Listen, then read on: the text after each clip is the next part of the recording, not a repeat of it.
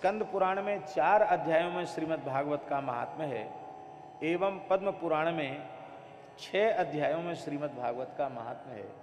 अन्य पुराणों में भी भागवत महात्म्य संबंधी कतिपय श्लोक प्राप्त होते हैं।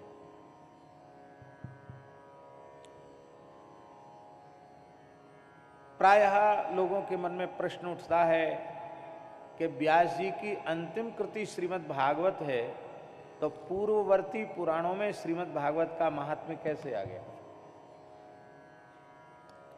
भागवत प्रकट ही नहीं हुआ तो भागवत का महात्म्य स्कंद पुराण या पद्म पुराण में कैसे आ गया?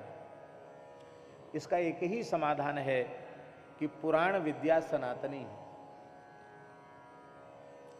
सनातन शब्द का अर्थ होता सदा भवत् सनातन, जो सदा सर्वदा रहे उसे सनातन कहते हैं।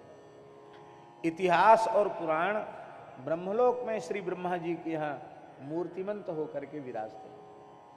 आप शिव पुराण को उठा करके देखेंगे तो शिव पुराण में 28 प्रकार के व्यासों का निरूपण है। तो प्रत्येक कल्प में भगवान व्यास प्रकट होते हैं और वह प्रत्येक कल्प में वेद का विभाग करते हैं,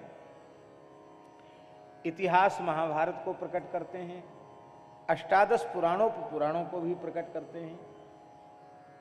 तो उस कल्प में जो भगवान व्यास प्रकट हुए हैं, उन्होंने जिस महात्म्य का स्मरण किया है भागवत का, उसी का स्मरण करके और अन्य पुराणों में भगवान व्यास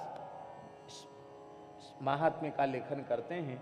इसलिए हमारे यहाँ सनातनी परंपरा में भगवान व्यास को पुराणों का स्मर्ता माना गया, कर्ता नहीं माना गया, क्योंकि पुराण नित्य हैं। जैसे वेद नित्य है ऐसे ही पुराण भी नित्य हैं। तो पुराणों के स्मर्ता भगवान व्यास। 28वीं चतुर्युगी के अंत में भगवान व्यास का आविर्भाव होता है और वे पुराणों का प्रणयन करते हैं कृष्णद्वैपायन व्यास के रूप में। और 24वीं व्यास जी के पौराणिक प्रमाण के अनुसार ही 24वीं चतुर्युगी के त्रेता में श्री राम जी का अवतरण होता है और राम जी वशिष्ठ जी के मुखारविंद से पुराणों का श्रवण करते हैं। वेद पुराण वशिष्ठ बखानहि, सुनहि राम यद्यपि सब जानहि।